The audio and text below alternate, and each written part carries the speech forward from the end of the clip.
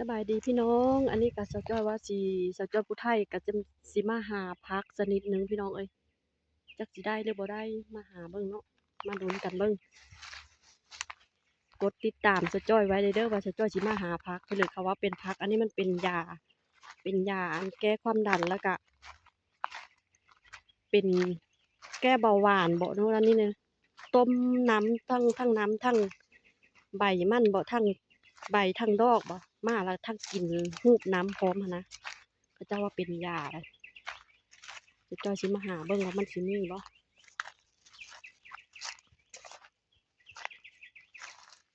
แม่นอันนี้บ่เนาะอันนี้บ่จักแม่นแหละเขาว่าผักโงนนะอันนี้ติเจ้าก็บ่จักมัน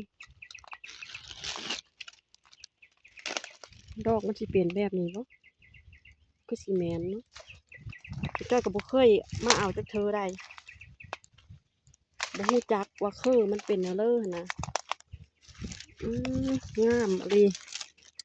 แต่ว่ามันคือยังน้อยนะมันบ่ทันได้บาน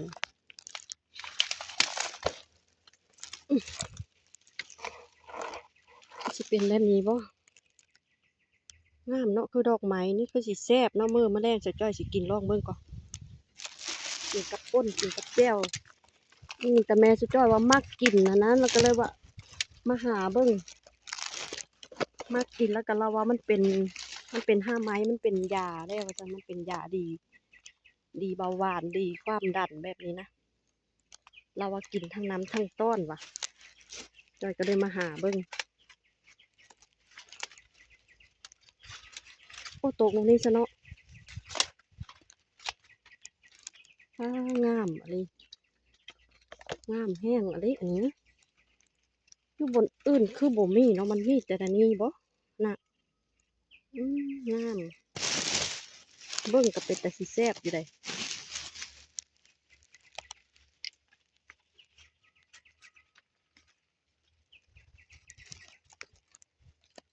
เอาบ่ได้อันนี้นะมันอยู่ในโคตรเข้าไปเอากันยันออกมาบ่ได้พี่น้องจะจ้อยเข้าไปเอานี่ผัดออกมาบ่ได้เนี่ยนะเลยนี่นะ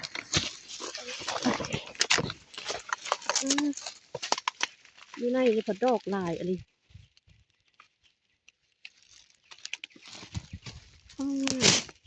งามแห้งปันดอกไม้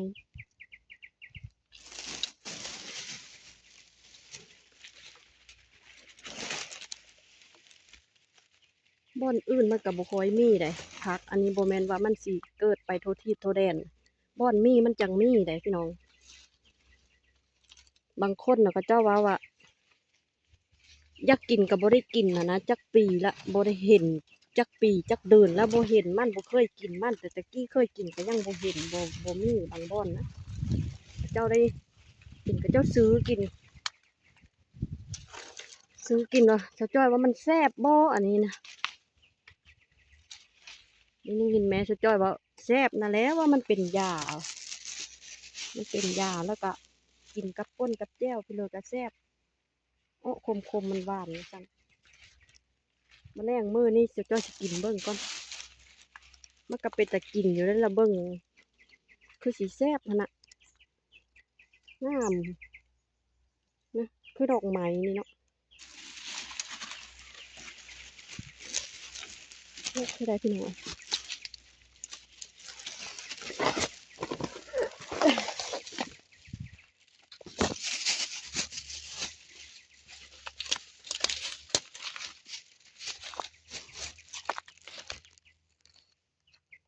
มุนเอาก็บ่ได้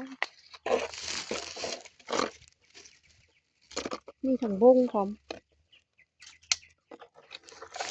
บงมันก็เยอะกว่าบงเนาะ